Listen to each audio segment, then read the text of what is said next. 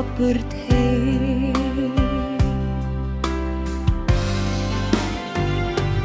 Pila po'y sukhabaneng tad ublay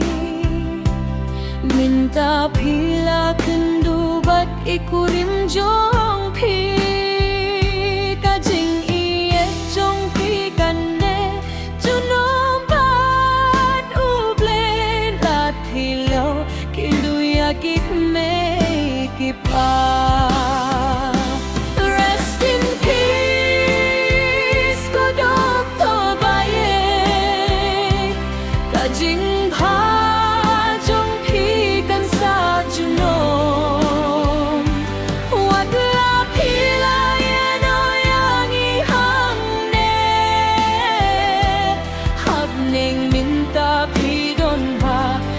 Jinsu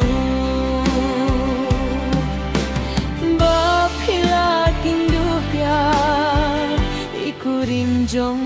pi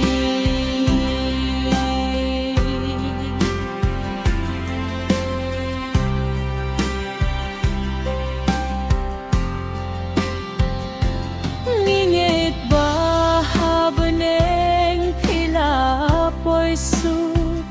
Pilaya kendubad ilok jong pi Badi mei pakiba lalit min shua Kilap diang senggop haya pi haka jing me